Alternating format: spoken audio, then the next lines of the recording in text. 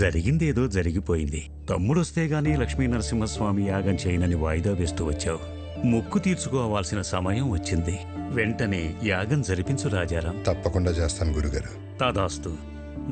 మా తమ్ముడు చేసుకోబోయే అమ్మాయి భైరవి. శుభం. చూడు నాయనా, ఎలాంటి విఘ్నాలు వచ్చినా ఈ యాగాన్ని పూర్తి చేయించాల్సిన బాధ్యత నీది.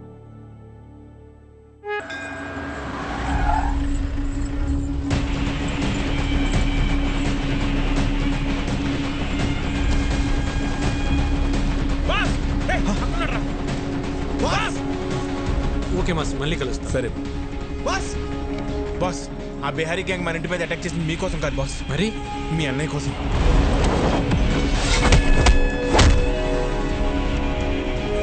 అన్నయ్య కోసమా? కంప్లైంట్ ఏముంది సార్, ఎన్నైనా తీసుకోగలను, కానీ యాక్షన్ మాత్రం తీసుకోలేను. మీరు జీకేతో పెట్టుకుంటే పోలీసులు పొలిటీషియన్స్ కాదు, మీకు సపోర్ట్ చేయడానికి ఎంటైర్ సిస్టంలో ఎవడూ లేడు. ఎవడ్రా జీకే?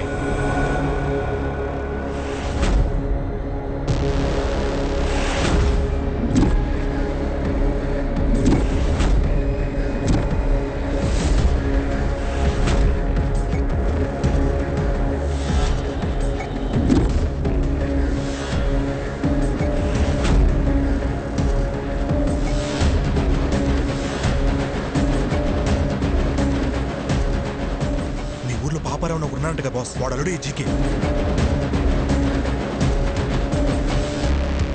పాపారావా? రాజారాం, నువ్వెంత యాగం చేసినా నీ యోగం మారదు.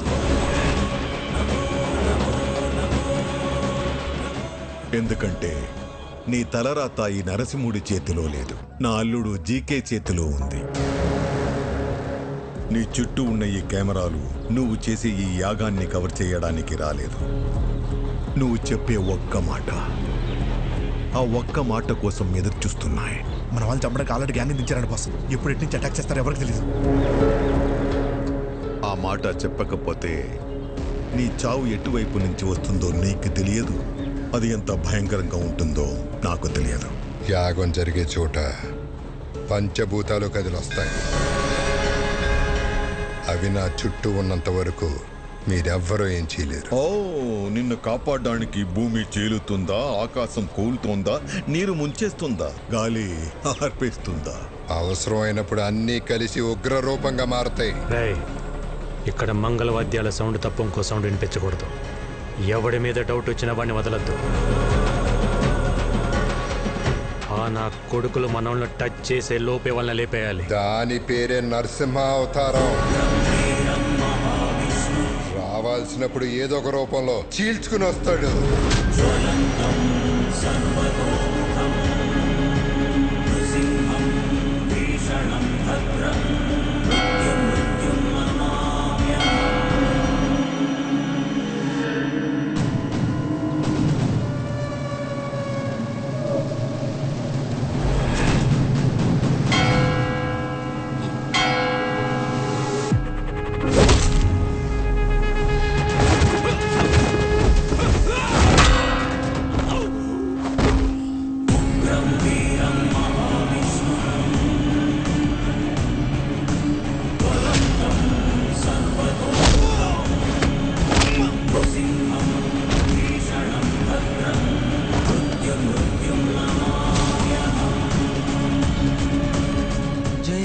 నరసింహస్వామి.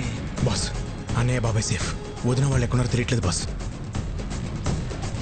జనని, ఇదంతా వ్లాగ్ చేస్తే బాగుండేమో.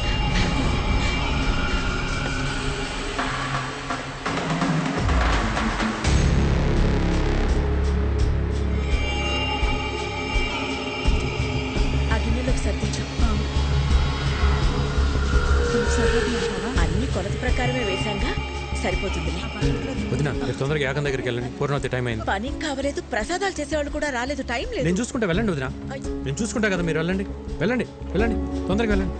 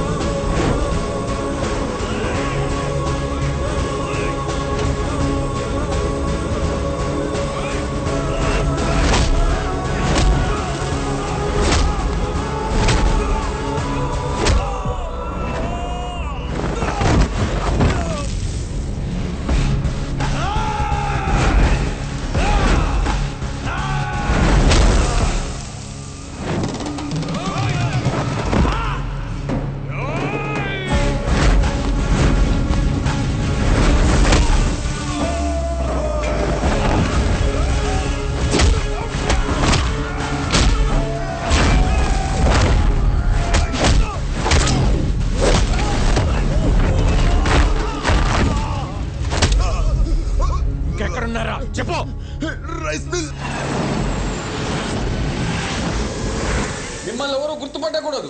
త్వరగా కానివ్వండి రా.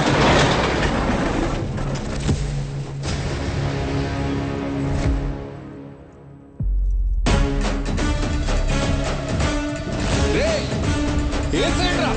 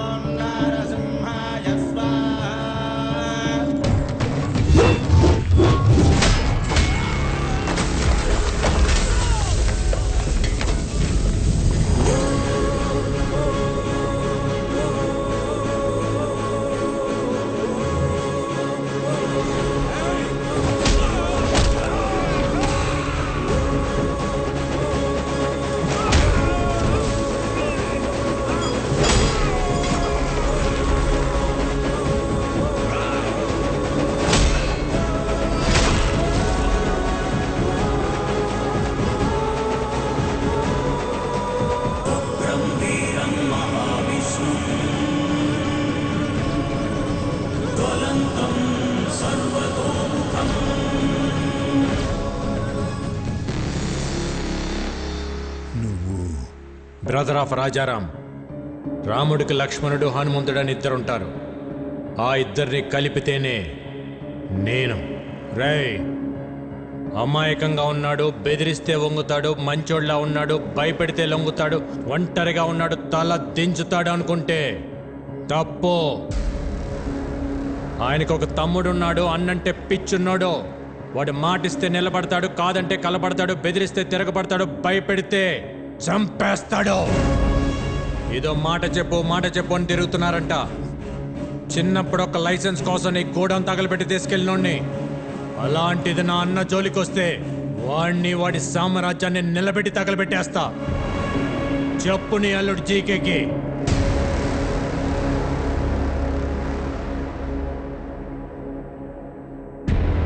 రేయ్, నేను హైవేలో డేంజర్ జోన్ బోర్డు లాంటి వార్నింగ్ ఇచ్చిన తర్వాత కూడా స్పీడ్ తగ్గించకపోతే చావు మిమ్మల్ని వెతుక్కుంటూ వస్తుంది. దాని పేరే విక్కీ.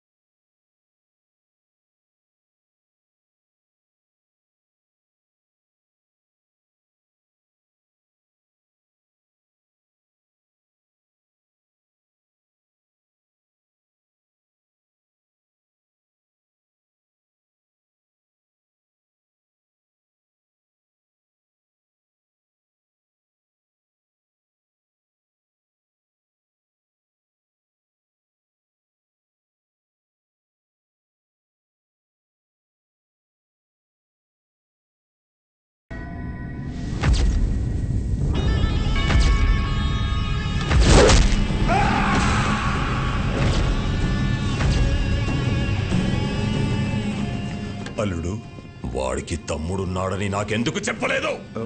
అది మొత్తం ప్లాన్ పాడు చేశాడు.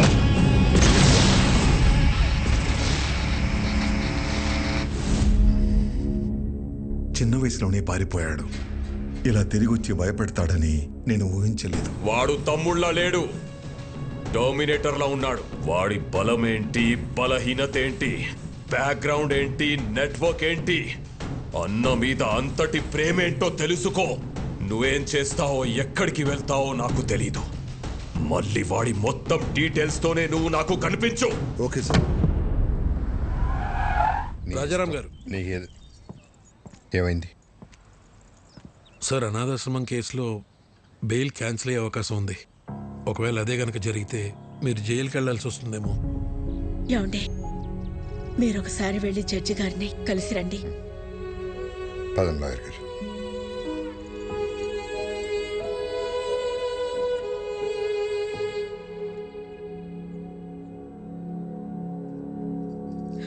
స్వామి, ఇంతవరకు నిన్నేమీ అడగలేదు. ఇప్పుడు అడుగుతున్నాను. చెయ్యని తప్పుకు ఆయన దోషిగా నిలబడకుండా చూడు.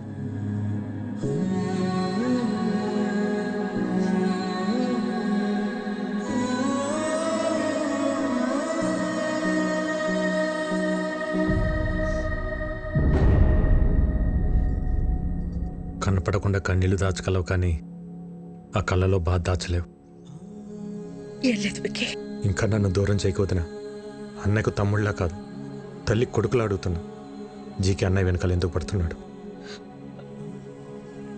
నువ్వు చెప్పకపోతే నా మీద ఒట్టుతున్నా. ఏం జరిగింది? ఆర్గానిక్ వ్యవసాయం, ఆర్గానిక్ ఫుడ్ ఇంపార్టెన్స్ గురించి ప్రజలకు అర్థమయ్యేలా చెప్పడానికి మీ అన్నయ్య గత 20 సంవత్సరాలుగా చేస్తున్న సేవల్ని గుర్తించి ఇండియన్ ఫుడ్ ఫోరం వాళ్ళు అవార్డుతో సత్కరించారు. సర్వే భవంతు నిరామయః. అందరికీ నమస్కారం. సేంద్రియ వ్యవసాయం గురించి, సాంప్రదాయ ఆహారం గురించి కొత్తగా నేను చేసింది ఏం లేదు.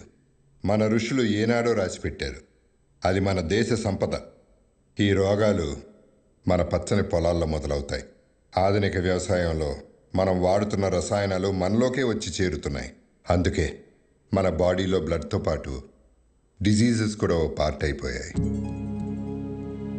ఈ జనరేషన్ పిల్లలకు ఊబకాయలు, హార్మోనల్ ఇంబ్యాలెన్స్ వీటి వల్లే వస్తున్నాయి. మన ఆడపిల్లలు 10 ఏళ్లకే మెచ్యూర్ అవుతున్నారు. తల్లి అవడానికి ఎన్నో కాంప్లికేషన్స్ని ఎదుర్కొంటున్నారు.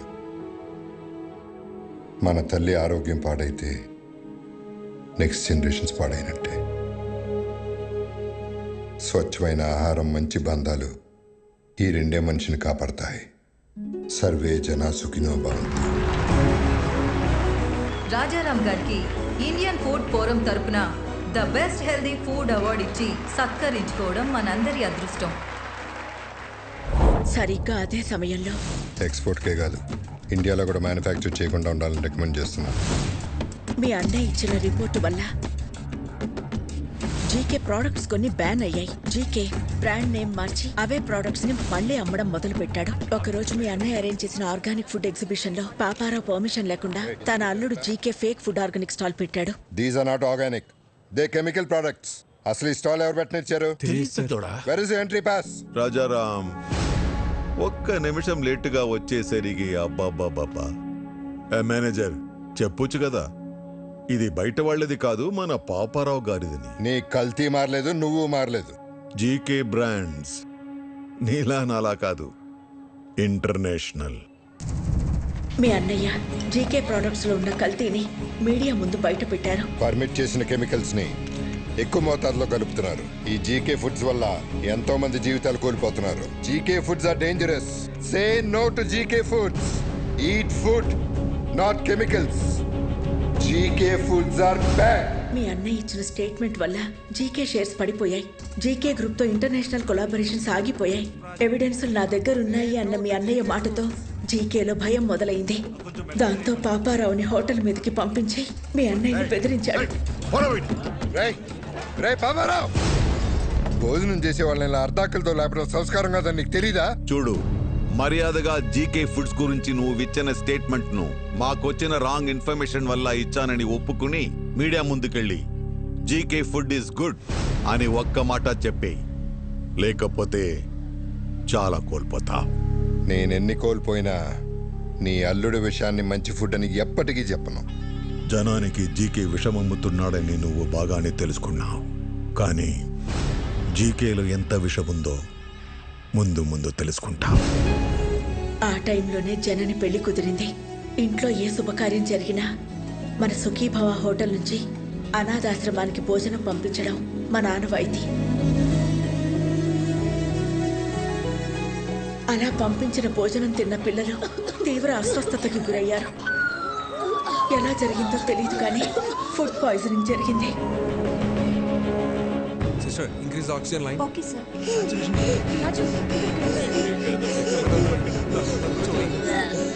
It's okay, it's okay.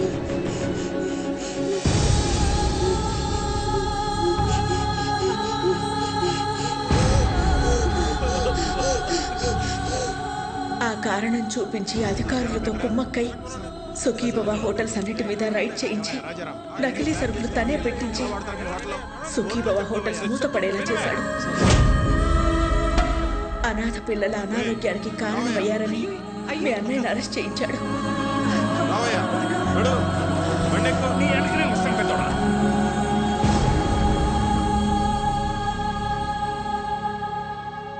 Bail మీద బయటకొచ్చిన మీ అన్నయ్యని బాధగా ఉంది కదా. నువ్వు నీ మాట వెనక్కి తీసుకోకపోయినా, నీ దగ్గర ఉన్న ఎవిడెన్స్లు ఇవ్వకపోయినా ఈ బాధ నీతో ఆగదు.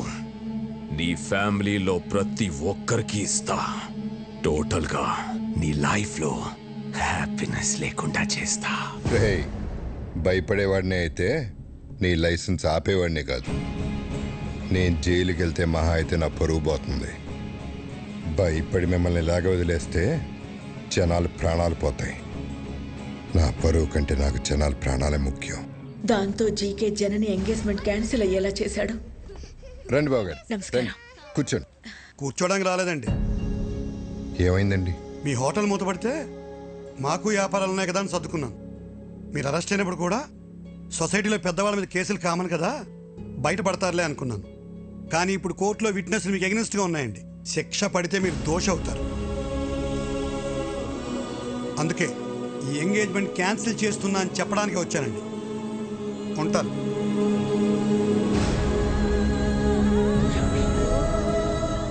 అన్యాయంగా వాడు పెట్టిన తప్పుడు కేసుల నుంచి బయటపడడానికి మీ అన్నయ్య ఒంటరి పోరాటం చేస్తున్న టైంలో నువ్వు వచ్చావు. ఇంత జరుగుతున్న ఈ విషయం నా దగ్గర ఎందుకు దాచారు వదినా? బాబాయ్, ఎట్టి పరిస్థితులను విక్కీకి మన ప్రాబ్లమ్స్ గురించి తెలియకూడదు. ఎంతకాలం మనకు దూరంగా ఉండి వాడు ఎన్ని కష్టాలు పడ్డాడో, ఇప్పుడు మన కష్టాలు చెప్పి వాడిని బాధ పెట్టకూడదు. వాడు ఇక్కడ ఉన్నంతకాలం మనందరం సంతోషంగా కనపడాలి.